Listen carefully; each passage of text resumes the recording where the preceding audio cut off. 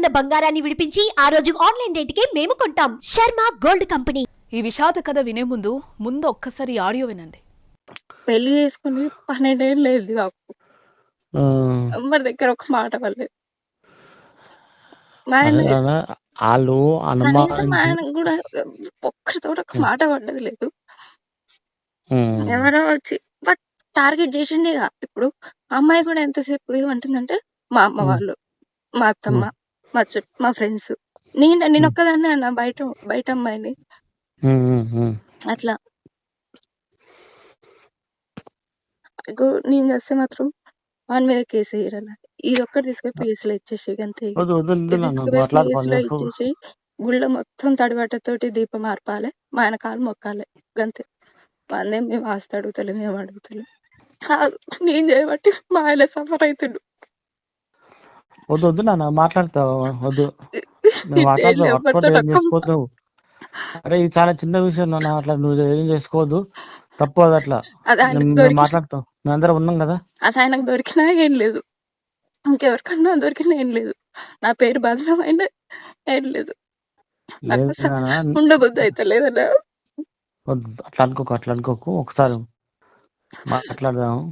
ఆ మహిళ రోదన ఆవేదనకు కారణమేంటో తెలుసా? అనుమానం, దొంగతనం చేశావని ఆరోపణ, పోలీసుల కేసు, వేధింపులు, తన వల్ల తన భర్త పరువు పోయిందనే బాధ. ఇవన్నీ ఆమె ప్రాణం తీసుకునేలా చేశాయి. పిల్లలకు తల్లిని దూరం చేశాయి. అసలేం జరిగింది?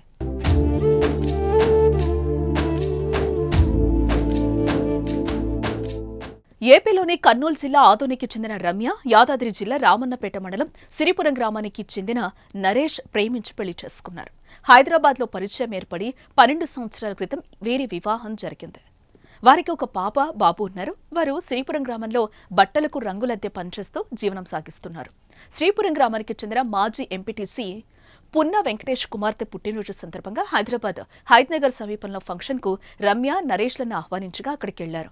రాత్రి ఫంక్షన్ కావడంతో అక్కడే ఉండి ఉదయం తిరిగి గ్రామానికి రావడం జరిగింది. అదే రోజు అక్కడికొచ్చిన బంధువుల యొక్క బంగారం పోయిందని వీరికి ఫోన్ చేసి ఎంపీటీసీ బంధువులు అడగడం జరిగింది.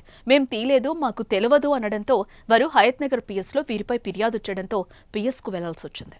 అక్కడ కూడా తాము దొంగతనం చేయలేదని చెప్పారు. కానీ పోలీసుల మాటలు వారిని తీవ్ర మనస్తాపానికి గురిచేశాయి. వాటితో పాటు ఊర్లో కూడా పరువు పోయిందనే బాధ వారిని వెంటాడింది. దీంతో రమ్య బలవన్మరణానికి పాల్పడింది.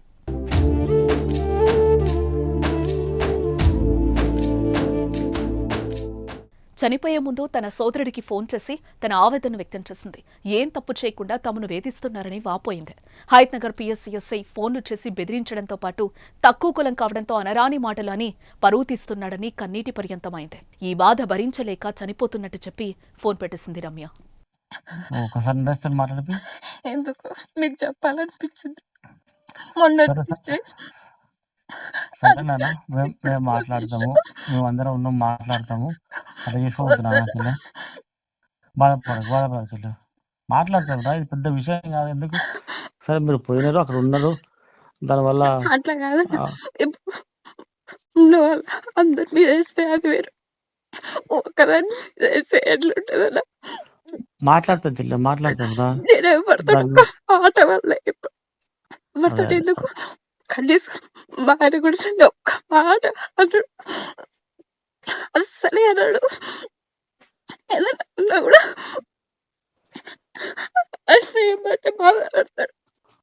అట్లా ఆయన ఇజ్జత్ని తీస్తే నాకు ఎంత బాధ అనిపిస్తుంది. రమ్య మరణం వారి కుటుంబంలో తీవ్ర విషాదాన్ని నింపింది. వారంతా కన్నీరు మున్నీరవుతున్నారు. రమ్య మృతికి కారణమైన ఎస్ఐని కఠినంగా శిక్షించాలని, ఆదుకోవాలని రాస్తారోకో కూడా నిర్వహించారు.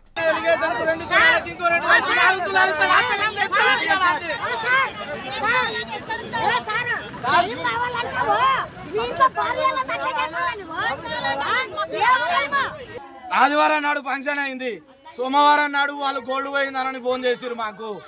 వాళ్ళు కేసు పెట్టిర్రు. సోమవారం నాడు కేసు పెట్టగానే మంగళవారం నాడు మమ్మల్ని రమ్మనంటే మేము పోయినాము. మంగళవారం నాడు మాకు ఎస్ఐ ఫోన్ చేసిండు. బుధవారం నాడు నిన్న మేము పోయినాము. బుధవారం నాడు నిన్న పోతే ఏమైందంటే ఏఎస్ఐ గారు డీల్ చేసిర్రు. ఎస్ఐ సార్ వచ్చినాకనే అవుతుందని అన్నాడు. ఆ ఎస్ఐ ఏం మాట్లాడలేదు. ఏకపక్షంగా మొత్తం వీళ్ళని తీసినవా ఇయ్యి అని చెప్పి ఇబ్బంది పెట్టి మళ్ళా తర్వాత ఇలా కొట్టిండు. వాడు ఏం మాట్లాడిండో ఆ పోలీసు వానికి ఏమి ఇచ్చిండో ఎస్ఐకి, ఆ ఎస్ఐ మాట్లాడు మొత్తం ఏకపక్షంగా మాట్లాడిండు. తీసినవా తీసే ఇయ్యి నీకు పైసలు ఇప్పిస్తా ఇంకా ఎదురు నేను అని చెప్పి మానసికంగా డిప్రెషన్ కు గురి చేసిండు. ఆడు వాని టార్చర్ ఆ ఎస్ఐ కానీ టార్చర్ పక్క కేసు పెట్టిన ఇది తీసుకోలేక నాకు పిల్లం పోతుగా సూసైడ్ చేసుకుంది. అమ్మా నా పిల్లలకి దిక్కోరు. చూసిన వారు లేరు, తీశారని రుజువు లేదు. కేవలం ఊహాగానంతో మోపిన నిందలు ఓ నిండు ప్రాణాన్ని బలిగొన్నాయి. దీనిపై మీరేమంటారో కామెంట్ చేయండి.